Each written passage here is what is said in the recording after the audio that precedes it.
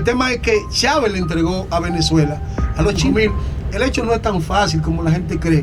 Son intereses más que política, geopolítica. Ahí hay un tema con China, eso es lo que yo veo. Que más allá del madurismo, más allá del chavismo, la política de seguridad de los Estados Unidos no quiere a Cuba en el Caribe. Los venezolanos han sido inteligentes en darle poder a Nicolás Maduro y decir, nosotros lo que vamos a poner una presidenta interina, nuestro presidente sigue siendo Nicolás Maduro.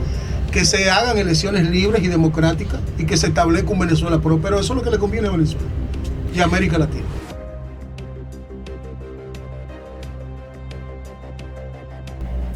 Señores, continuando con este tema venezolano, que hemos presentado ya bastantes entregas muy, pero muy interesantes.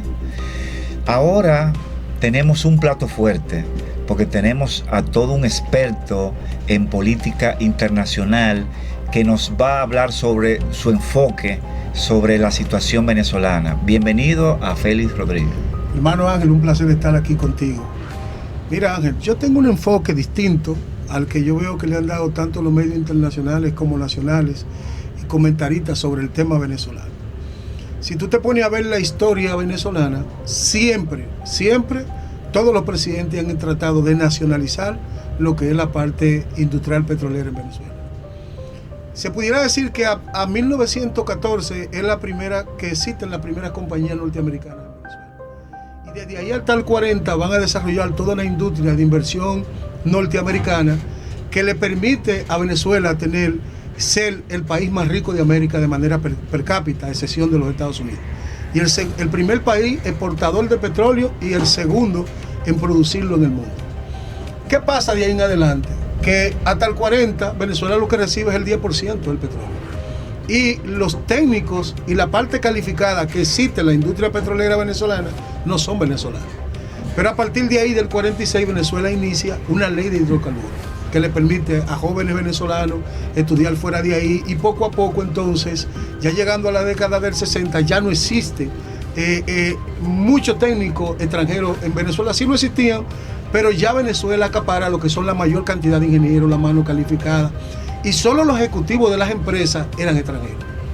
Entonces, ahí viene el acuerdo de punto fijo. ¿Qué es el acuerdo de punto fijo? El acuerdo de punto fijo es la interacción en la que los dos partidos políticos, tanto los copellanos como la Acción Democrática, gobernarían a Venezuela mediante un pacto de democracia y con una muy buena intención, o mala intención si tú quieres.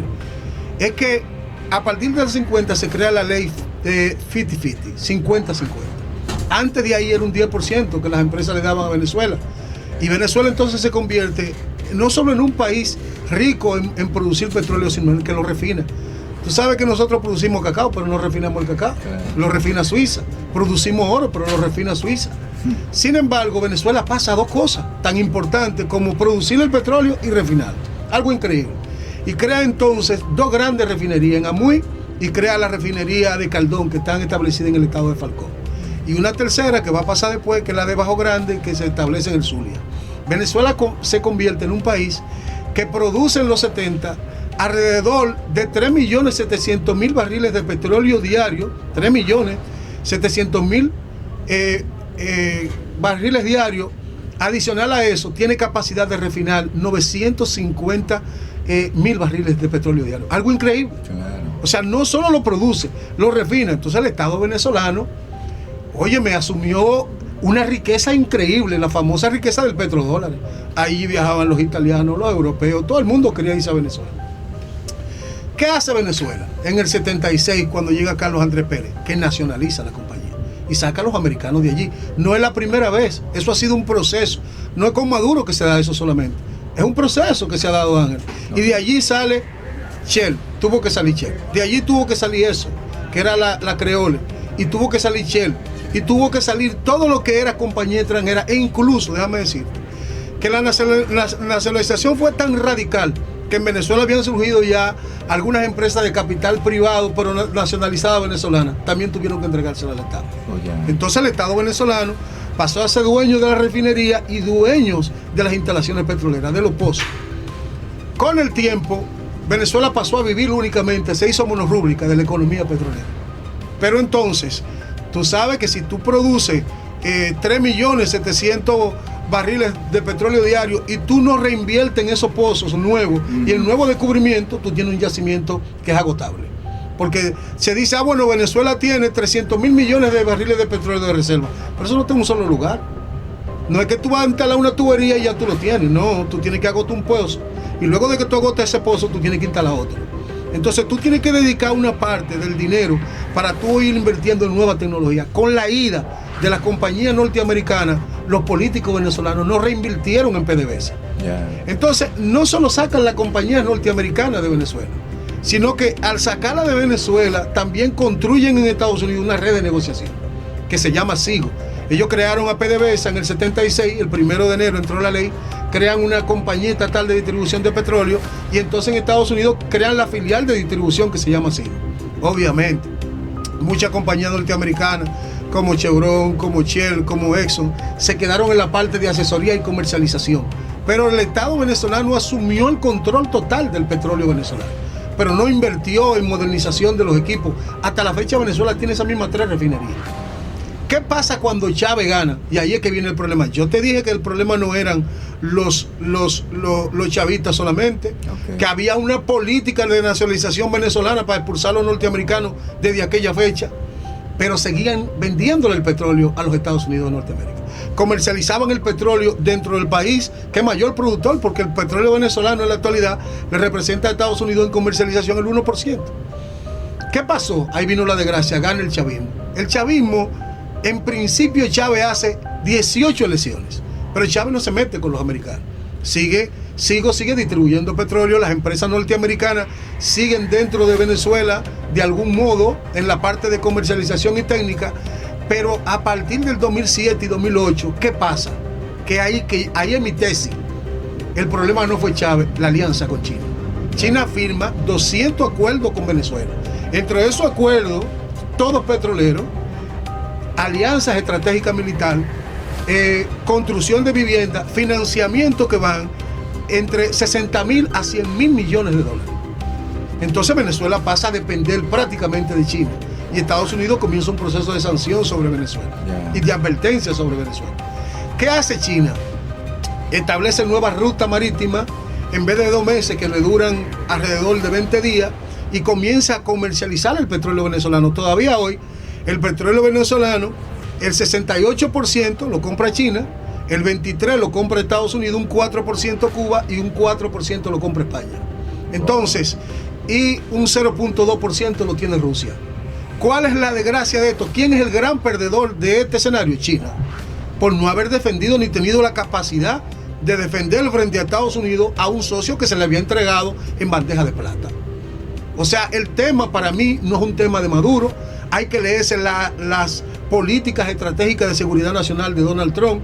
Y cuando Donald Trump dice, tienen que devolvernos nuestro petróleo, parte, sí, no está diciendo que Estados Unidos quiere el petróleo porque se lo va a quitar a Venezuela. Está diciendo que el petróleo que Estados Unidos le vendía en la década de los 60 y 70 a Estados Unidos y en los 90 y a principios del 2000 lo tiene China. Sí. Ese es el discurso de Donald Trump, el que las personas no acaban de interpretar como que la compañía norteamericana van ahí, se van a establecer en Venezuela, le van a quitar el petróleo a los venezolanos. No es un problema de comercialización, es un problema de comercialización de que el chavismo le entregó todos los yacimientos petroleros, incluso en el futuro le había hecho un acuerdo grandísimo sobre el Orinoco de 460.000 barriles de petróleo diario. 460.000 barriles de petróleo. Entonces, el tema para mí no tiene que ver nada con la política ni lo que pasa en Venezuela. A Estados Unidos nunca le importó cuando Andrés Pérez nacionalizó la industria venezolana. No se inmutó. No se inmutó cuando se creó SIGO y distribuían petróleo dentro. No se inmutó cuando ganó Chávez. Cuando yo pienso que la furia americana entró en función, independientemente de la parte de la derecha y también de los demócratas, cuando negociaron con China por un tema geopolítico. ¿Tú crees que, como ves en China, el gran perdedor, podría existir una reacción violenta de China al sentir lo que está pasando con el petróleo? Ya es muy tarde para que lo haga violento. Ya. China lo que ha reaccionado diplomáticamente, ha condenado la captura de Nicolás Maduro y ha pedido en el Consejo de Seguridad de Naciones Unidas que se devuelva a Nicolás Maduro. Estados Unidos, por un lado, tiene un tema con Nicolás Maduro, y es que Nicolás Maduro, al parecer, tiene muy buenos abogados. Estados Unidos ha jugado un papel inteligente en la propuesta de decir: yo no voy a quitar al chavismo, porque vuelvo y te repito, no le interesa el tema político, si es María Corina, si es Daisy, si es quien sea. A Estados Unidos les están importando los intereses geopolíticos con respecto a China, y eso queda evidentemente claro. La gente no lo quiere ver, no lo quiere entender, pero el tema no es con el chavismo. Cuando el presidente Donald Trump dice: yo quiero llegar a un acuerdo con Delcy Rodríguez, lo hace igualito que se hizo en la República Dominicana, si hay memoria. Aquí el dictador Rafael Leónidas Trujillo murió. Cuando Rafael Leónidas Trujillo es asesinado, la cúpula militar del Trujillato elimina a las personas que eliminaron a Trujillo. ¿Qué pasa? Dejaron a Balaguer. Y Balaguer, en el término político, no solo en el término político, Balaguer era un hijo de Rafael Leónidas Trujillo. No era un hijo natural, pero era un hijo político, sí. Alguien que había estado con él. Cuando Trujillo llega al 30, Balaguer es el que hace los discursos. Yeah. El panegírico de Trujillo lo hace el doctor Balaguer. Balaguer sabía cómo manejar todo. Balaguer tenía, el Trujillato tenía el militar, tenía la base popular, la izquierda y la gente que combatían al Trujillato estaban en el exilio. La misma fotografía de lo que pasa hoy en Venezuela. Venezuela está hoy en el exilio. Los 8 millones de venezolanos que están en el exilio, y el liderazgo venezolano, incluso el presidente que ganó las elecciones, está en el exilio. Entonces, tú decirle a esa cúpula militar que tú le vas a traer a María Corina, que tú le vas a traer a Edmundo, tú vas a tener una revuelta y una revolución civil, porque ¿quién tiene los armamentos? Los tienen los venezolanos que están ahí. Entonces, el terreno lo tienen ellos. ¿Qué hicieron los americanos? Le dejaron el poder a Balaguer. Entonces Venezuela tiene que venir lejos de lo que mucha gente quiere, que Venezuela produzca un baño de sangre, y lejos de lo que la gente, de lo que la oposición venezolana quiere, que Donald Trump envíe a los militares norteamericanos a salvarlo. Eso no va a ser imposible. ¿Quién va a pagar su muerte? Porque es bueno decirle, que Donald Trump entre a Estados Unidos y los militares americanos acribillen a los militares venezolanos. Es un discurso. El que está dividido es Venezuela. Allí, en una familia de 8 miembros, 3 están con el chavismo y 5 están con la oposición. Entonces Venezuela está dividido. Y lo que América Latina y nosotros tenemos que pedirle a los venezolanos es que lleguen a un punto de acuerdo y de negociación para que se evite un baño de sangre. No decirle a los venezolanos que vayan y se entren a plomo. Esa no debe ser el discurso. El discurso debe ser que tú le estás reconociendo, Donald Trump le está reconociendo. Tú que dices, en las elecciones pasadas la oposición tuvo 28, Ángel, son 28%. Y la derecha tuvo 70%. Bueno, es un rol electoral. ¿Qué pasó aquí en la República Dominicana? ¿Cuánto tenía el Trujillato a la hora? Nada. Juan Bosch llegó, se instaló, Balaguer proclamó los discursos que los americanos le pidieron, y Juan Bosch ganó las elecciones. ¿Tú sabes cómo ganó Juan Bosch esas elecciones? Juan Bosch llegó diciendo borrón y cuenta nueva. Sí. No hay odio. Sí. Pero, ¿por qué Juan Bosch aparece así? Porque el Trujillato no puede participar en elecciones. Si Balaguer participa en esas elecciones, Juan Bosch no gana tan fácil. Son parecidas. Lo que pasa aquí, pasa allá en momentos determinados de nuestra historia. En definitiva, yo sigo diciendo, Venezuela tendrá un momento de reconciliarse, y el gran perdedor de ese escenario, el que estará expulsado de ese escenario después de haber conquistado tantas cosas, será China. Félix, siguiendo con esa parte del petróleo, para ti, por la reacción de Trump, lo que ha dicho Trump hasta el momento, ¿Estados Unidos hizo alguna inversión en aquel tiempo que tenía control, una inversión en los pozos, en todo ese asunto que no ha recuperado? No, porque fueron en el momento del 76, cuando sí. Cuando se estataliza, fue un acuerdo. Ahí nadie salió maltratado. El Estado venezolano le pagó a las compañías que habían construido la gran infraestructura todo su dinero. No hubo queja en ese momento por ese proceso. El proceso se hizo, obviamente. Y hubo huelga de los trabajadores. Fue un tema convulso, no fue tan fácil. Eso fue al Congreso. Fue una ley de nacionalización, expropiación. Eso es complejo. Siempre será complejo. Pero no hubo un choque de internación. De hecho, Estados Unidos creó a PDVSA, y PDVSA siguió comercializando el petróleo con Shell y Exxon en Estados Unidos, y Cico, que es una compañía de capital venezolano, siguió vendiendo su petróleo en Estados Unidos, de manera que el proceso no fue traumático. Ahora, de que Estados Unidos construyó la infraestructura, la empresa privada norteamericana crearon la infraestructura por la que Venezuela se hizo rico en ese momento. Eso sí es verdad. Y que el proceso fuera gradualmente hasta que los venezolanos tomaron conciencia, porque en principio trabajaron los obreros, pero después la parte fue técnica, de manera que cuando se nacionalizan ya los ingenieros, los gerentes, los presidentes de compañías son venezolanos. Entonces Venezuela tenía tanto un capital humano como una infraestructura petrolera fuera de lo común. Entonces pero el tema no está en que Venezuela asuma eso, Ángel. No estuvo en que el tema está en que a quién yo le vendo. Y ahí es que la gente no quiere concluir a quién yo le vendo ese petróleo. Y vuelvo y te repito, en principio con Chávez no hay problema. En principio, Chávez hizo 18 elecciones, con la oposición en la calle, con todo, y no hubo problema.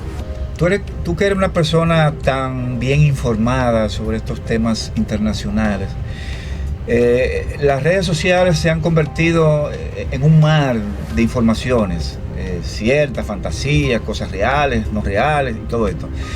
Dentro de las cosas que se están diciendo es que ya Maduro comenzó un proceso de diálogo, de negociación, donde él pide que su esposa sea excluida o que reciba 6 meses de prisión, que en el caso de él, aunque lo condenen a 30 años a nivel público, que se haga un tipo de negociación donde por buena conducta, por lo que fuera, salga ya 8 años de cárcel.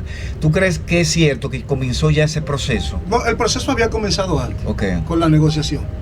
Lo que pasa es que entre las negociaciones, tanto el Departamento de Estado lo ha dicho, por eso Donald Trump descalifica un poco en principio, se le había pedido planes de contingencia a la oposición. Ahí el Washington Post acaba de revelarlo, y fuente. Se le pidió planes de sin Maduro, ¿cómo lo haremos con ustedes? Parece ser que la oposición venezolana no convenció al presidente Donald Trump del proceso de transición. Eso está claro, ¿eh? Eso es lo primero. Lo segundo es que con Maduro sí se habló y Donald Trump lo testificó, pero el proceso era sin él, de que él se fuera, porque Estados Unidos por ley no puede negociar con alguien que tenga querella ni sea perseguido por la justicia de Estados Unidos. Y en este caso, Nicolás Maduro está siendo perseguido por un tribunal. Entonces, al ser perseguido por un tribunal norteamericano, Estados Unidos no podía establecer un diálogo con Nicolás Maduro. Entonces se le ofrecieron varias ofertas, él había pedido 2 años, y en esos 2 años Donald Trump le dijo que no, que era sin él la negociación. Él insistía y entonces pasó lo que pasó. Pero en definitiva, vean el discurso de Donald Trump, es petróleo, no política. Por eso él le ha dicho a la que se queda, a Delcy Rodríguez, le ha dicho, si tú obedeces a nosotros y hacemos un acuerdo, volvemos al negocio. Me doy a entender, sí, o sea, sí. El tema es petróleo, el tema es China. Y la gente sigue pensando en Maduro, enfocando a la gente de la izquierda, al chavismo. El tema es petróleo. El tema es que Chávez le entregó a Venezuela a los chinos. Y vuelvo y repito, 68% del petróleo venezolano va a China hoy en día. Un 23% va a Estados Unidos, un 4% a Cuba y un 4% a España. Y un 0.2% a Rusia. Hay que entender que ellos han progresado mucho porque están produciendo 1.200.000 barriles de petróleo diario. Eso es mucho para lo que había, con su alianza con Irán y lo que sea, que ese es otro problema también de que no lo mencioné, el tema con Irán. Y la otra parte que hay en ese escenario es que esa producción que es buena, Venezuela consume 500.000 barriles de petróleo diario. Yeah. Porque Venezuela tiene 35 millones de habitantes. O sea, así como ustedes ven, nosotros tenemos que consumir 133.000, Cuba consume 125.000. El hecho no es tan fácil como la gente cree. Son intereses más que política, geopolítica. Ahí hay un tema con China, eso es lo que yo veo. Que más allá del madurismo, más allá del chavismo, la política de seguridad de los Estados Unidos no quiere a Cuba en el Caribe, ni lo quiere en la región. Bien. A China, perdón. Bien, Félix, gracias por venir. Creo que este es un tema que se seguirá hablando. Surgirán nuevos elementos. Ojalá tenerte muy pronto en otra entrega. Antes de que tú, con el tema judicial de Nicolás Maduro, que ellos han contratado muy buenos abogados, Nicolás Maduro está en el lugar donde Donald Trump quería para negociar a Venezuela. Los venezolanos han sido inteligentes en darle poder a Nicolás Maduro y decir, nosotros lo que vamos a poner una presidenta interina, nuestro presidente sigue siendo Nicolás Maduro. Si Donald Trump quería negociar con Nicolás Maduro por teléfono, bueno, lo tiene en su casa. Lo tiene en su casa, entonces podrá negociar a sus anchas con ellos. Y al final a Venezuela le conviene que las compañías norteamericanas vuelvan, que se hagan los decretos de que la oposición vuelva, que se hagan elecciones libres y democráticas y que se establezca un Venezuela próspero. Eso es lo que le conviene a Venezuela y a América Latina. Señores, Félix Rodríguez, experto en política internacional, nos ha brindado un nuevo elemento en esta crisis venezolana y seguiremos con otras entregas. Gracias, Félix. Gracias a ti, Ángel, por darme esta oportunidad.